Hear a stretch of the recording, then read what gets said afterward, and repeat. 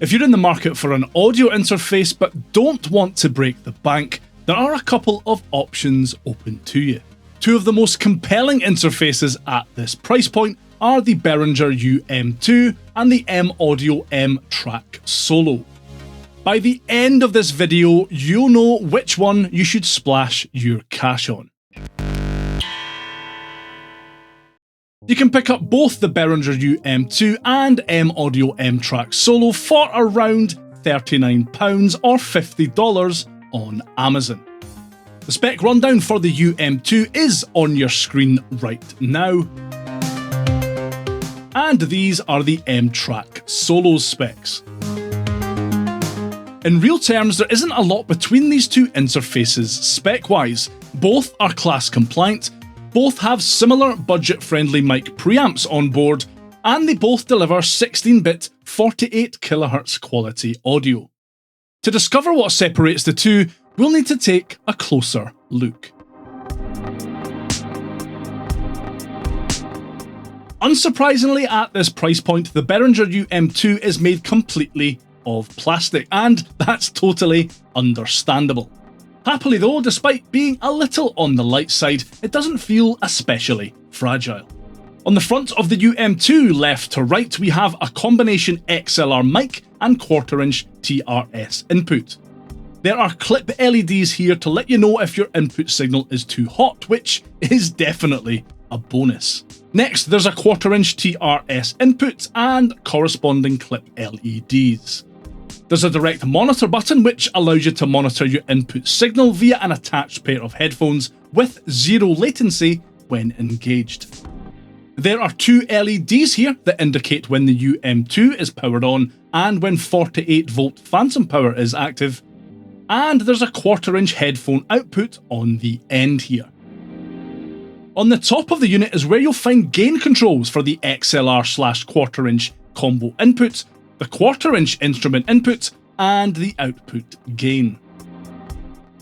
And on the back of the UM2 you'll find old school RCA outputs for connecting to studio monitors or speakers, a USB Type-B connector, and a 48V phantom power switch.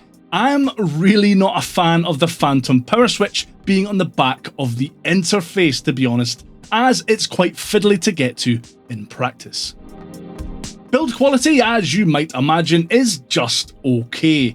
The knobs on top are a wee bit wobbly and there's a fair bit of movement in both the combo input and line input with things attached. Built like a tank, this is not.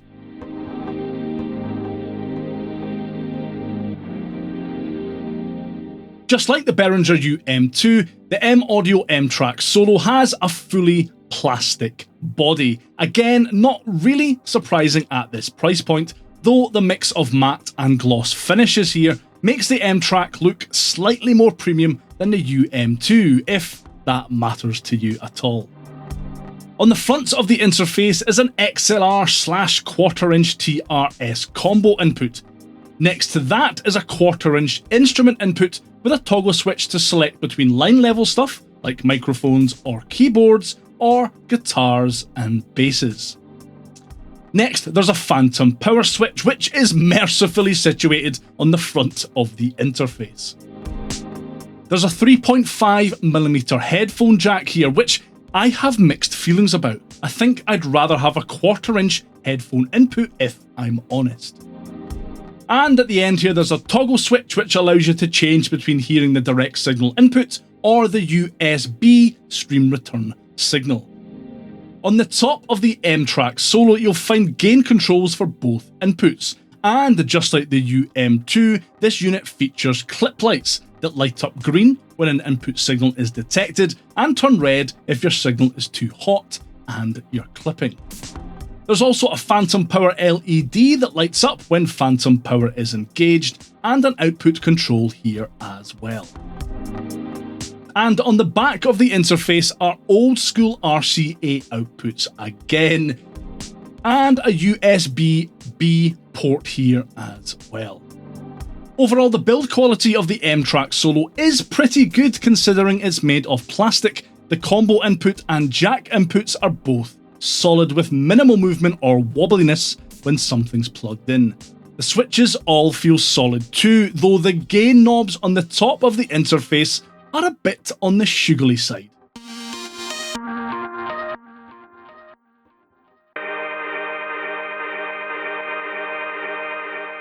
Alright, before we dive into any audio demos, I want to take a closer look at these interfaces' noise floors. Basically, the noise floor is any sound generated by these interfaces when nothing is attached to them. You don't want too loud of a noise floor because that sound will be baked into any audio that you record, and a loud noise floor is sometimes an issue with cheaper interfaces. So let's take a closer look at the noise floors of the UM2 and the Mtrack Solo. In the following tests, I've hooked up the audio interfaces to my Mac. I have not attached any mic or instruments, and then I've cranked their input gains up to max to see what kind of sound floor they have. Have a listen and see what you think. I'll let you know on screen when it's safe to turn your volume back down to a reasonable level.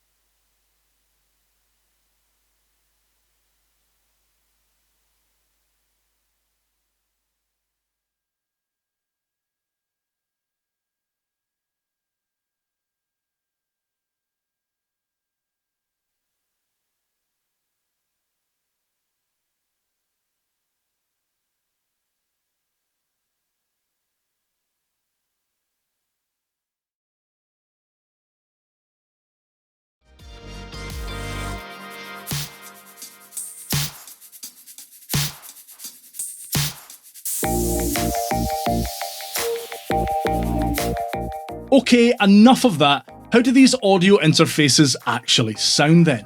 In the following audio demos, I've recorded voiceover using my Rode Procaster dynamic microphone. I recorded acoustic guitar using a Rode NT1 condenser microphone. I recorded electric guitar and bass through each interface's respective designated instrument inputs, and vocals again using the Rode NT1. I haven't added any post-processing at all apart from to the mixed track at the end. So this is what the Behringer UM2 sounds like. I've got my Rode Procaster attached via a Triton FET head to the combo input on the front of the UM2. The input gain is set at around, well, just a touch under 50% there, and yeah, it sounds pretty good.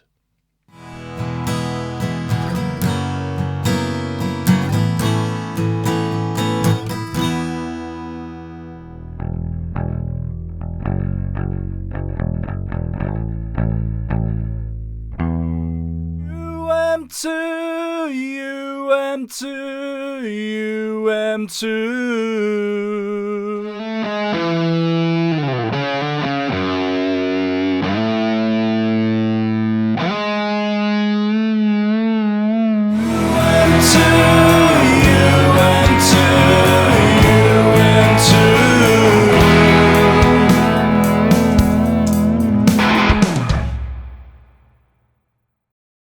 And this is what the M-Audio Mtrack Solo sounds like. Again, I've got the Rode Procaster via a Triton FET head attached to the combo input on the front of the Mtrack Solo. Input gain is again set at 50%, and this is what it sounds like.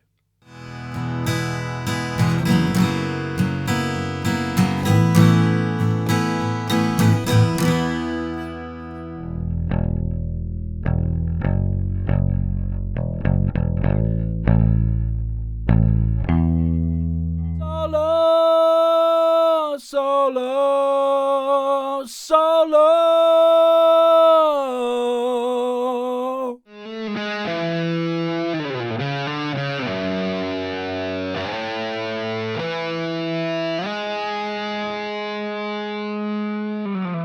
Solo, solo, solo.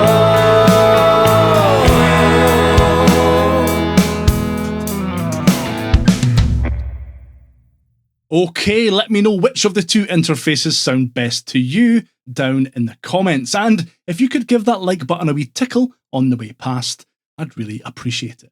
On the face of it, it looks like you're getting two incredibly useful audio interfaces for a ridiculously reasonable price tag. There must be some kind of downside, right?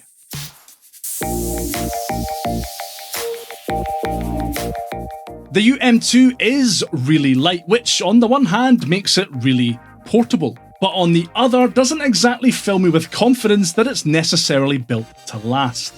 The build quality here overall isn't necessarily terrible, but as I mentioned earlier, the knobs are a bit wobbly and there's definitely movement in both inputs when attaching cables.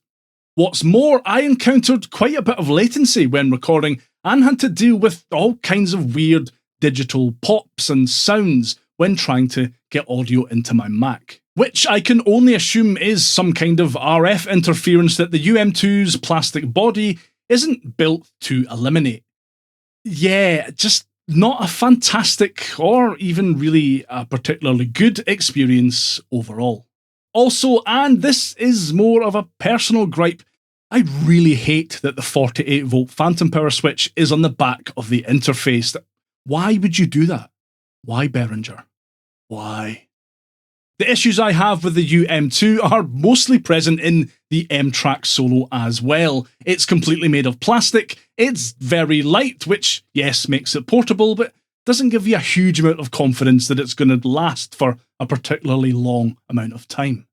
It also has a weird issue where the input volume will suddenly shoot up if you turn the input gain from 9 to 10. Granted, it's unlikely that you'll be recording at that level day to day anyway, but it's definitely a bit weird and worth taking into consideration.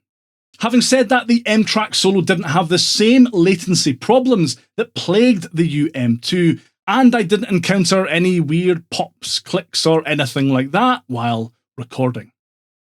So this is a far more difficult decision than I really thought it would be. Granted, I've been quite vocal about my feelings towards Behringer as a company in the past. I don't like Behringer. Oh, look at that lovely full head of hair.